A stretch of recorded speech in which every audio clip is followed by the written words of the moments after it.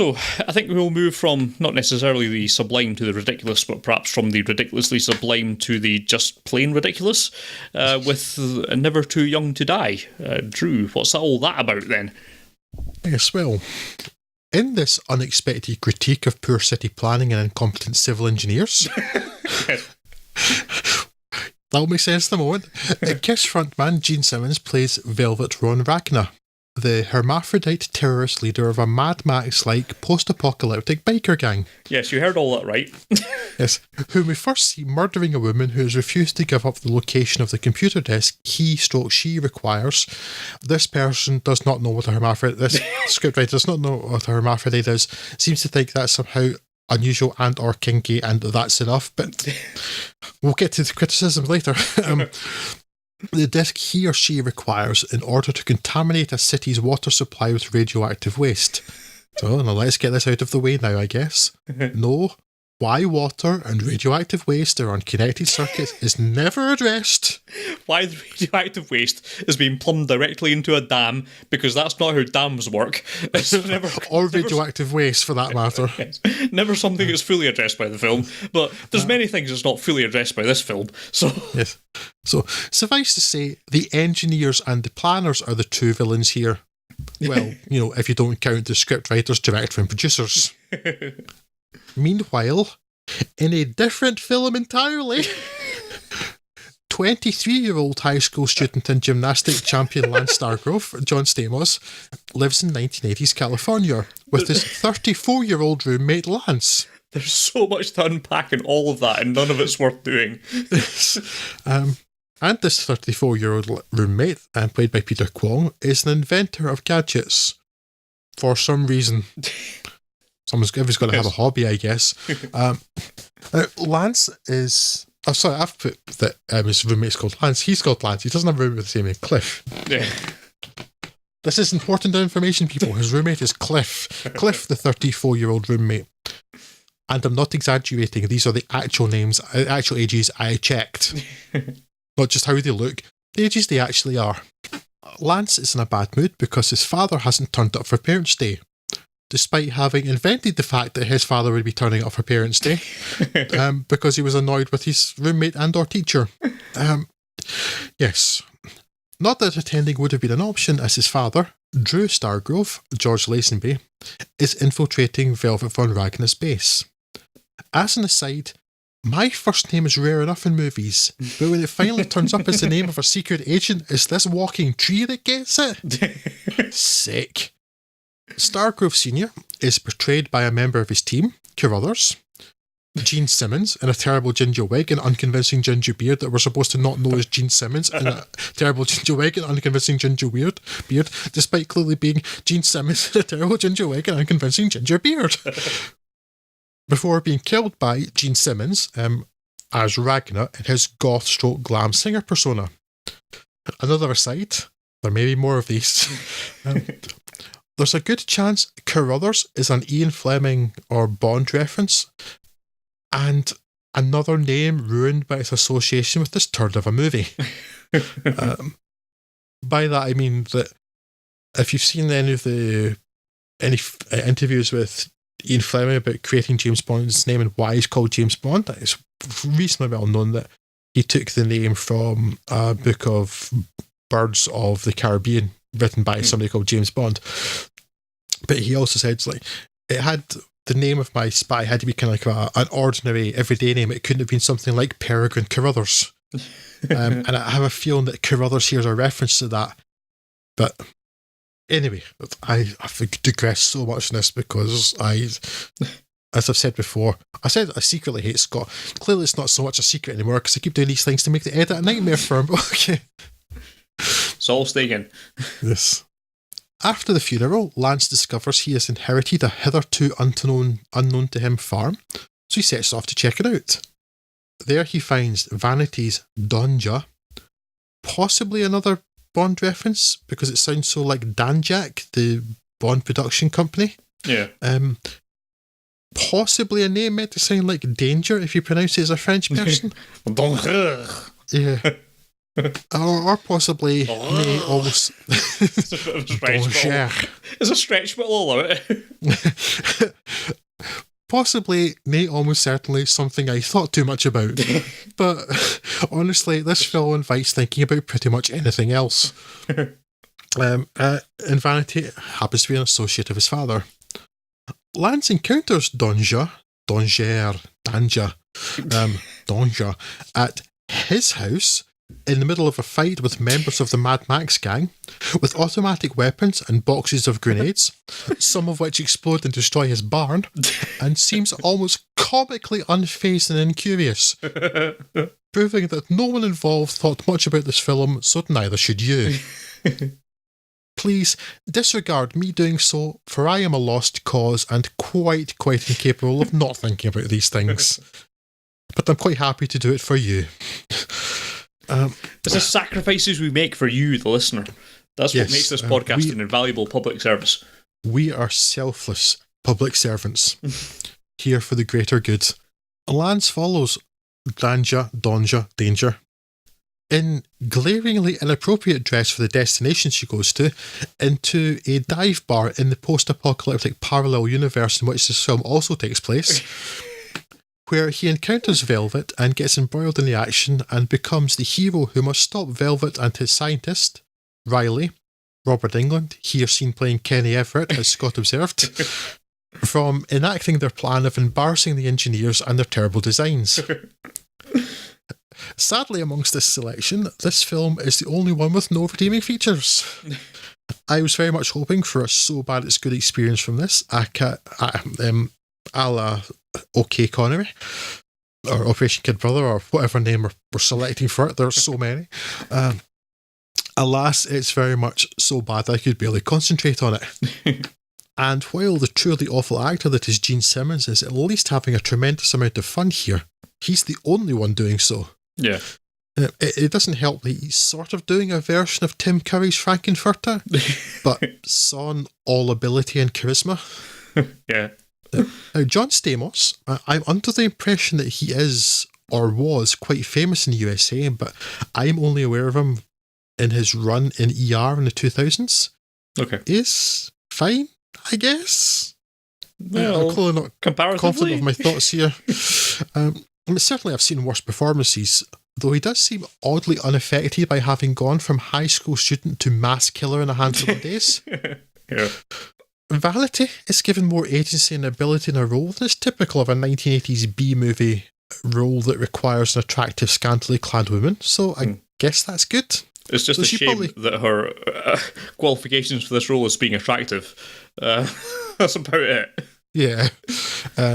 So I guess she probably comes out best here, though she is still likely better known, if she is known at all, for being the lead of the group Vanity Six, whose song Nasty Girl was prominent in another and considerably better 1980s film, Beverly Hills Cop. Mm. Everybody else is either boring and perfunctory, or, in the case of Velvet's minions, over the top and cartoonish, and really, the entire thing is a waste of everyone's time, especially mine. Yeah. Pish. Absolutely incoherent mess. Yes.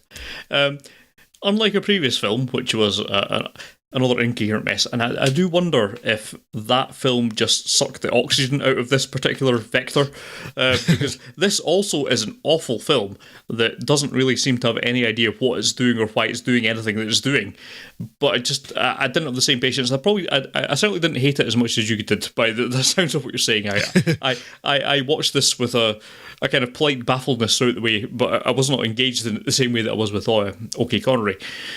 But it shares many of the same tropes, and I suspect had I watched this separately from that, it may have had a bit of a warmer reception, because it has a lot of the same kind of characteristics. There's no coherent tone with any of it, and I don't know what they were going for. I mean, I can understand most of this is sort of set up as a teen Bond adventure, which makes sense, and Stamos isn't a teen, but for the standards of this sort of thing, we'll accept that he's a teenager, fine, okay. You've got a college-age Bond doing Bond stuff. It's like an Alex Cross thing before Alex Cross was a thing. Yeah, or Young Jesus. That's the sort of the basic premises that it's like, Yeah. he's clearly older than something like, what's that Frankie Munz thing? Agent Cody Banks? Yes, correct. I guess that was more of a comedy take on this idea, but the idea of a like Bond's son or whatever, Yeah. it's not a bad idea. I can get behind that, but then why do you change the tone so you just flip flop it between so many scenes? Like, why is your bad guy a hermaphrodite, transvestite, Mad Max, post-apocalyptic cult in a non-apocalyptic setting thing? And none of that's ever explained. And why is he a double agent that happens to be working for the equivalent of the NSA or whatever the hell they're doing with in this film? Why is that a thing? What? How do you square any of this away? And I don't think anyone's thought about any of it. And why is there a Mad Max gang in an otherwise normal world? It doesn't make any sense, and it's not even referenced in the slightest. It's like you've somehow, in the script writing process, equated transvestite with Mad Max post-apocalyptia, and it didn't make any sense, and no one thought to question you about it. It's really weird. It was like somebody watched Mad Max Beyond Thunderdome and thought, imagine Tina Turner, but mental, and the guy from Kiss. But with not? With a huge tongue threatening to lick everyone for some reason. Like, yes. Yeah, okay, that's fine. That'll work. No, it doesn't. It doesn't really work. And like, what would be a really scary thing? I mean, Jaws was ridiculous. He had those big metal teeth, though. What would be a good signature weapon for this person?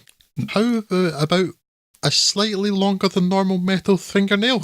Oh, killer! Oh, literally killer! Oh, wow, that's it. There's a couple of points where that weapon is used on like the carotid arteries in the neck or something, and okay, that would work but there's this wee. The big thing on Velvet and Ragnar is that her middle finger in her right hand, his middle finger in his right. I don't know. These people don't understand hermaphrodite, so I don't understand how this film is supposed to work. It's also quite homophobic and transphobic, this film. And hermaphrodite phobic, I guess. There are lots of issues, but let's just focus on the stupid just now rather than necessarily the nasty. Yes, also not progressive. This fingernail, middle finger, right hand, it's perhaps slightly shorter than your typical penknife blade. And it's acting like it's something as dangerous as, say, Raven's glass knives and Snow Crash or something. Yeah. And it's such a big thing in the film. Somebody seems to... The woman that gets killed at the start, it seems that... I mean, it's such a thing that they chant the finger. Yes. This woman gets killed with this, but it seems like she gets stabbed in the gut with it, but it's like it's an inch, it's literally an inch long, if that. See, I assumed it was some sort of poison kind of thing, and it isn't. No. Because you see later on that it's not, so I don't really understand what's going on, but there's a lot of things I don't understand in this film, so it kind of just got lost in the shuffle. But yes, very strange. Yeah. So I think I interrupted you. I appear to have completely stopped your train of thought and mine. Sorry. No. I don't have a train of thought as it concerns this film. There's many things that I just don't understand, and I don't really quite get what they were going for here. I mean, tone aside, even on tone, there's really strange scenes. Like there's that bit where Stamos is really awkwardly eating an apple while Vanity's attempting to seduce him through the medium of sunbathing.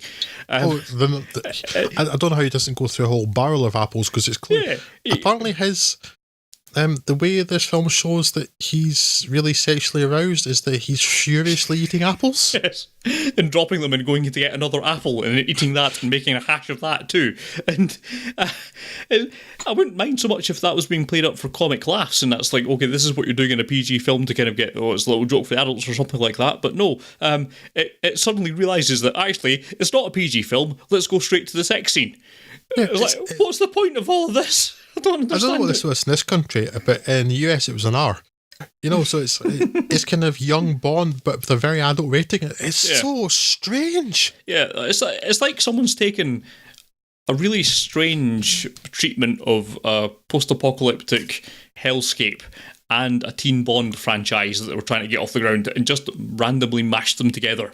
And this is what you've left up with Never Too Young to Die, and it just doesn't really gel particularly well. And as I kind of mentioned when I started talking about this, I think had I watched this under certain different circumstances, had I come to this blind, had I not seen the episode of, just to mention them again, not that we're influenced by them in any way, Red Letter Media's coverage of this, and I think it was one of their best of the worst. I forget what it was. It was the best of the worst, yeah. Yeah. They talked about this, and had I not already had the really interesting or the funniest bits of it already made fun of for my pleasure before, I might have seen this in a somewhat different light.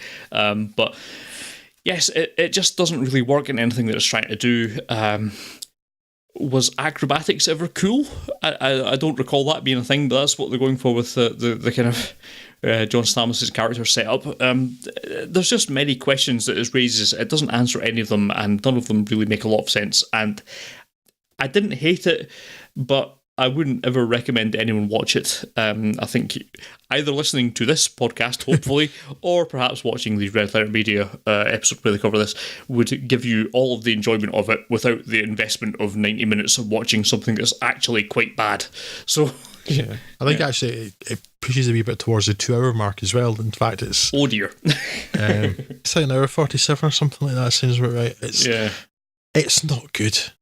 It's yet another chance to make fun of that ridiculous trope of high school age people being cast with people considerably older. Yeah. Although 34 is really taking the piss. Yes. But at least he invented what I thought was a flamethrower, but it turned out to be a grenade launcher. So that's cool. Apparently it was an exploding laser, proving that they also don't know how lasers work. It's just a complete mess. Yeah. I don't see the point of this film. It doesn't seem... no. No. There are other films that are hard to get hold of that are probably worth doing, like maybe OK Kid Brother, OK Cornway, whatever you want to call it. This was released on Blu-ray. Yeah, I don't get that. I mean, okay. You thought that was a worthwhile investment of time and money? Maybe this isn't so bad it's good, it's just so bad that it's bad. Yeah, that's the saying. That's exactly how I found it. I was hoping for so bad it's good. It's so bad it's... Well, to be honest, it's more just boring. Yeah, I didn't hate it. I sat through it and I was not offended by anything in it other than just it's just not quite dumb enough to work as a dumb movie, and it's just too weird to be taken seriously. So it kind of falls between a lot of stools and is basically just a film that's on the floor, sprawled out, looking for attention, and I don't think we really should be giving it any. There are 1 or 2 moments that are just stupid enough that had the film had more of those, that maybe, just maybe, it would have made it into so bad it's good, because one bit I'm thinking of in particular, despite the fact that from the opening scene of the film, it's really obvious that Gene Simmons was the guy. Yeah. Right? But there's the reveal of that later, which is, I assume it's meant to be also for the audience. Yeah. So he's this guy, as I said, Carruthers. He's in the helicopter, they're going to the dam. John Stamos and Vanity are in the helicopter with him. He pulls off his fake beard and his wig. Suddenly he's got full-on Gene Simmons hair underneath there. It's probably more like Gene Simmons hair than the wig he's wearing for the rest of the time. But underneath the sunglasses, he's got all of the elaborate eye makeup of Velvet Von Ragnar. Yes. It's just... At what point did he stop to put that on? Yes. Why? Yeah. But it was just so... It was just dumb enough and just daft enough and just entertaining enough. That, more moments like that would have made it much more entertaining. It was like... That is exactly the note I have here, actually. I just don't understand why they've given Gene Simmons, of all people, the license to go full-on mental on it, and no one else. Again, it's like Gene Simmons has been dropped in from another film. His character is so outlandish and out there that I fully agree that I fully think that if you went all that way with the rest of the film and just went as outlandish as you could possibly get, you would have something remarkable. But just because it's him as an outlier, him and his little gang of freaks and misfits for no good reason, who want to mix up radiation for no particularly good reason, again, a running theme is that none of these bad guys' themes are particularly well explained, but I don't think that's much of a criticism, because you don't really get a lot of that in Bond films anyway. But in this one, it's particularly obscure. I don't understand anything about why he's trying to do what he's trying to do. It's not like he's got any kind of grand mastermind plan. He's just doing something that's so that Stamos has something to fight against. You know what I mean? It doesn't really make a lot of sense. But why he's going out to such an extreme and none of the rest of the films following him at all? It's like a hopping at a very long distance behind him. It's kind of going in that direction, but never quite getting quite that far. If the whole film had just committed to being as extreme and silly as possible, you'd have had something here. I think it would have worked. As it stands, no, it's just weird enough to be kind of weird rather than weird enough to be funny. So, yeah, bit of a failure. I mean, you probably ought not to think too much about the villain's motivations and plans, because, as you say, Scott, the Bond films, you got to remember that in one Bond film, and only the what's Diamonds Are Forever, seventh? Yeah, still pretty early in a film that went on sort of series on so long. Their great plan is to threaten the Earth from space by using diamonds to extort money. Yeah, having somehow failed to notice how expensive diamonds are. Yes. I mean, even Goldfinger, even the earlier one, is quite a silly plot, because it's going to irradiate gold to make his gold better. Yes, but gold's inherently useless. Yes. It's like, it's valuable because we've decided it's valuable. We could probably just have went, well, okay, let's not bother with gold then. It's like, it makes shiny jewellery and nothing else of any use. So, yeah, it's only still considered valuable because for thousands of years people thought, this gold metal doesn't tarnish, it's quite nice, I would like some more, please. It's useless stuff. More or less, anyway. But then, Diamonds Are Forever, like, we're going to use thousands and thousands of diamonds to extort some money out of people, but could you not just sell the diamonds? It was really, it worked for De Beers. A master plan by De Beers to get us to buy nuclear irradiated engagement rings, probably. I don't quite get it. That's maybe it. Why not? That'll work. It makes about as much sense as having radioactive things plumbed into a dam, because dams work like that. Okay. I don't even... How did he destroy the thing in the end? Like, apparently by destroying the timer, that would just stop it. And I don't know. The only other thing I want to mention about this film is that it did have some of my favourite ever violence against mannequins, as people are being thrown from a great height and bouncing off it in a way that it convinces entirely nobody. But yes. I don't know what you're talking about, Scott.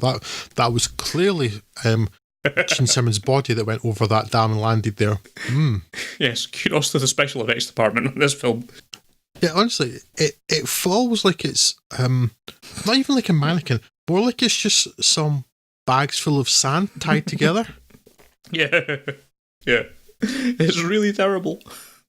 As is the film. So that fits quite well. I don't want to talk about it anymore. No, let's